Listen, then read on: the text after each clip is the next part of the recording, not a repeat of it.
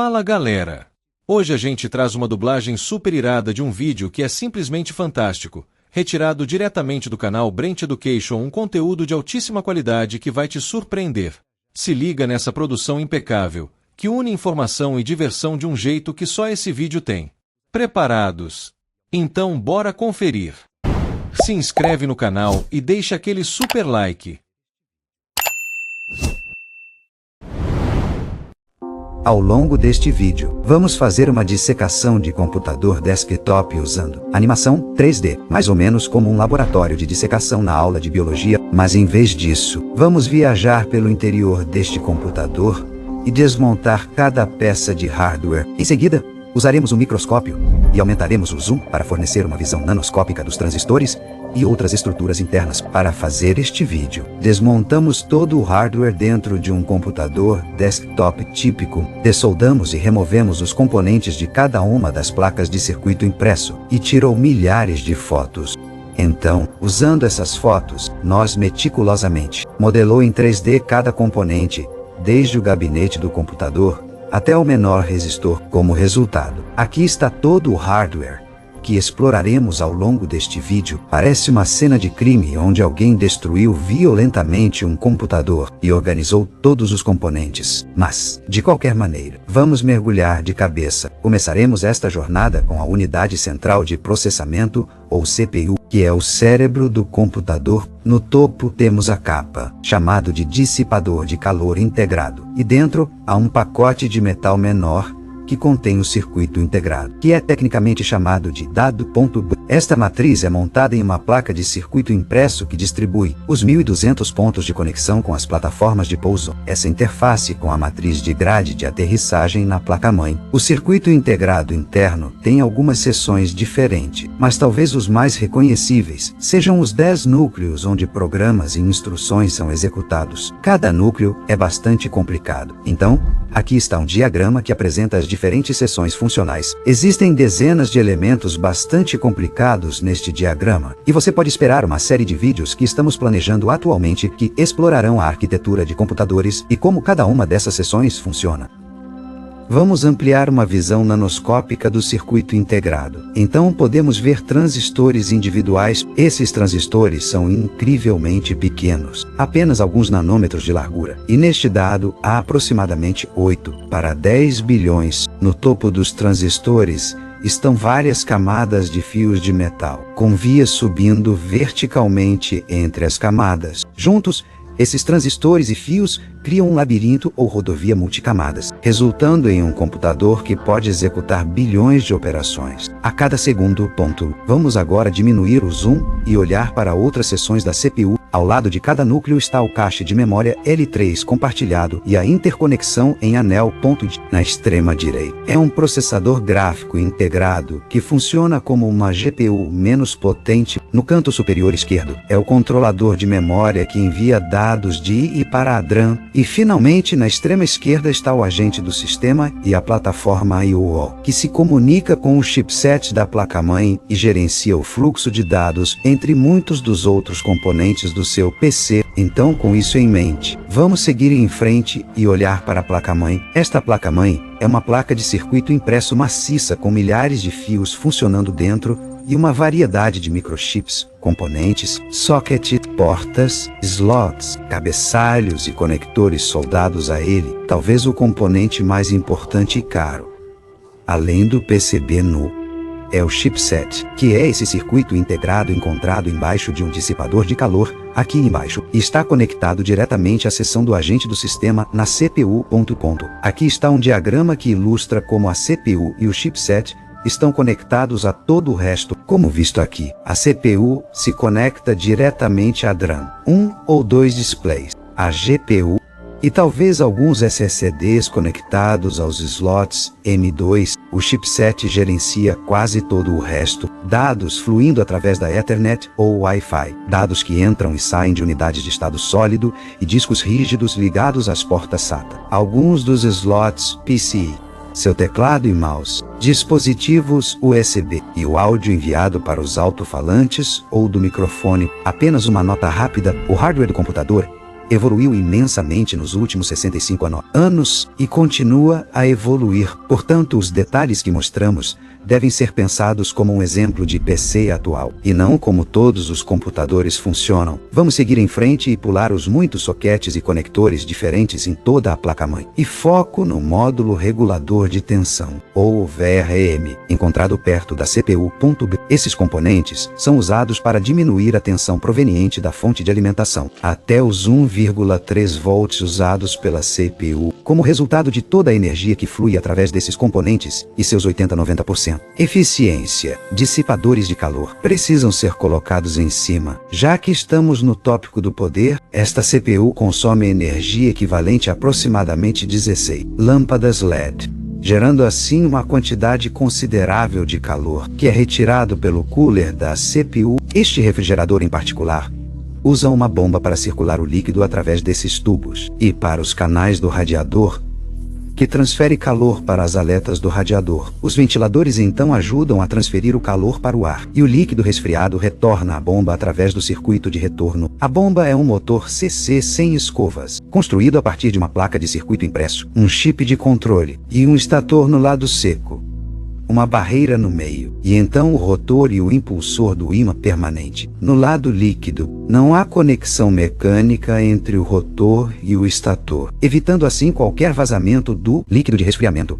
Vamos passar para a fonte de alimentação que distribui energia por todo o computador. Aqui, o transformador principal reduz a tensão e faz a ponte entre o limite de isolamento entre a alta tensão do lado primário e as tensões mais baixas do lado secundário, usado em todo o computador. Aqui está o PCB de controle, que garante uma tensão de saída estável e envia sinais de ajuste para o transistor de potência de comutação no lado primário, usando optoisoladores.e. Existem dezenas de outros componentes usados para filtrar a tensão de entrada e gerar várias tensões de saída que são então enviadas para todo o hardware diferente em seu computador. Por exemplo, um SSD consome apenas alguns watts, e o conector usa essas tensões, enquanto sua GPU pode consumir centenas de watts usando esses conectores e essas tensões. Próximo, vamos explorar a GPU, mas antes disso, vamos dar um passo para trás e considerar a tecnologia que abordamos até agora. Sozinhos, cada um desses componentes não faz muito, mas quando unidos, eles se combinam para formar um sistema poderoso. Similarmente, vamos voltar a dissecar este computador e passe para a placa gráfica e GPU, que também é o cérebro do computador. Na verdade, essa analogia não funciona muito bem, mas, de qualquer maneira, abrindo a placa gráfica, vemos outro PCB, com o circuito integrado da GPU no centro, chips VRAM ao redor, e o módulo regulador de tensão na lateral. Acima do IC, há um dissipador de calor com um ventilador para dissipar o calor, e na lateral da placa gráfica estão HDMI e portas de exibição, uma interface PCA, e do outro lado está o conector de alimentação de entrada. Vamos nos concentrar no circuito integrado da GPU, que, semelhante à CPU, tem mais de 1000 almofadas de solda conectadas ao PCB.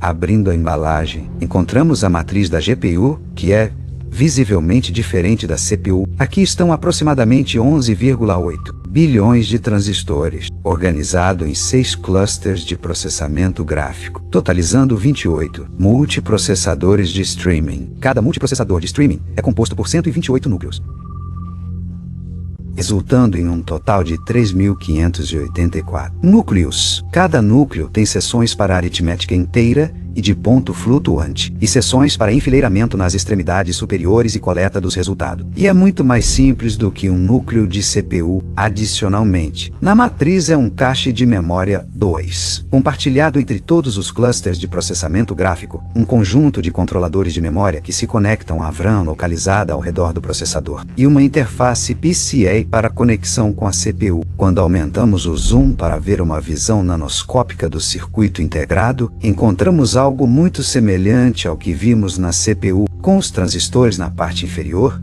e um labirinto de várias camadas de fios de metal acima. Todas essas estruturas são fabricadas em fábricas de semicondutores multibilionárias, ou fabs. Mas esse é um tópico para um vídeo totalmente diferente. Então, vamos seguir em frente. GPUs e CPUs são semelhantes em muitos aspectos, contudo, as GPUs têm milhares de núcleos limitados à aritmética básica, enquanto as CPUs têm apenas um punhado de núcleos, que executam operações muito mais complicadas. Adicionalmente, as CPUs têm previsão de ramificação e pipelines profundos que otimizam a execução do código.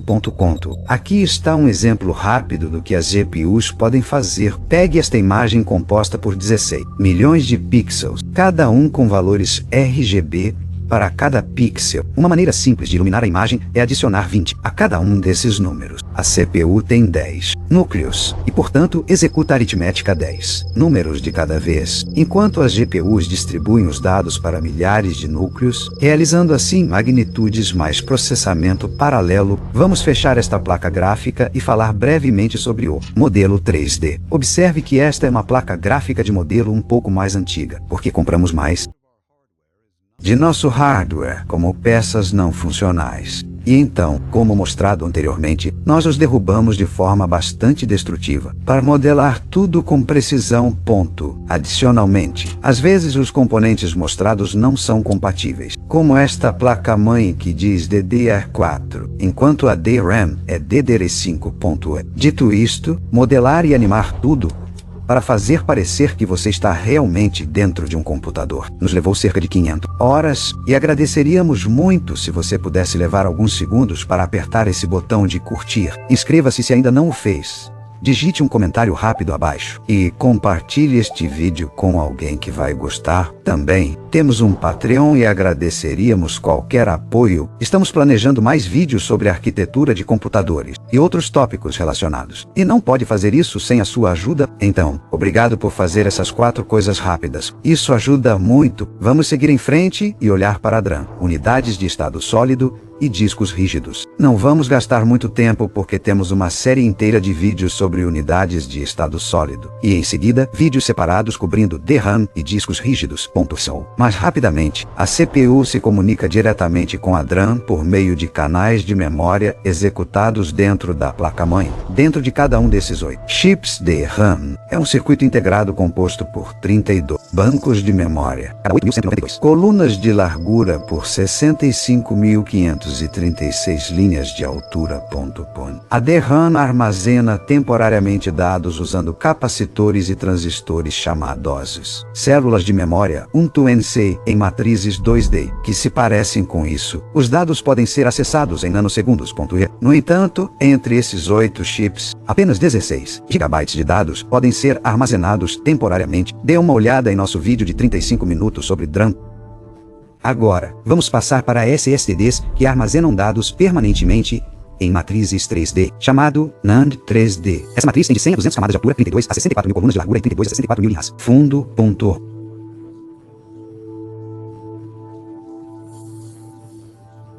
Adicionalmente, dentro de um único chip SSD como este, são múltiplos matrizes NAND 3D empilhadas uma em cima da outra. Como resultado, um único microchip pode armazenar terabytes de dados. Contudo, leitura ou gravação de dados leva 50 ou então microsegundos, que é 3.000 vezes mais lento que a DRAM, ampliando uma única célula de memória SSD. Encontramos uma armadilha de carga que armazena diferentes níveis de carga, permitindo que 3 bits de dados sejam salvos de forma mais permanente. Olhando para o SSD NVMe e SATA, ambos têm algumas microplaquetas do armazenamento de dados de 3D NAND, um chip DRAM para armazenar em buffer e manter a tabela de mapeamento de dados, e um chip controlador. Vamos seguir em frente e dissecar a unidade de disco rígido. Aqui temos um disco montado em um fuso com um motor que gira o disco a milhares de RPM. Um cabeçote de leitura e gravação se move pelo disco para acessar uma única faixa de 500 mil de outras trilhas de dados. Vamos ampliar o cabeçote de leitura e gravação. A cabeça de gravação muda a direção dos domínios magnéticos localizados em uma pequena camada no disco, enquanto a cabeça de leitura detecta essas mudanças nos domínios magnéticos. Esta unidade de disco é ainda mais lenta que o SSD, levando alguns milissegundos para acessar, resultando assim em tempos de leitura e gravação mais mais lentos, mas custando menos por terabyte de armazenamento. Até agora,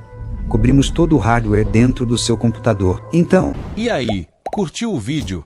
Então deixa seu comentário, se inscreve no canal e deixa aquele super like para a gente. Aproveita também para visitar o nosso blog, professormarcelotech.com.br, onde tem muitas dicas, e não deixa de dar uma passada na nossa loja de achadinhos geek na Shopee para montar o seu computador dos sonhos. Valeu, galera! Até a próxima!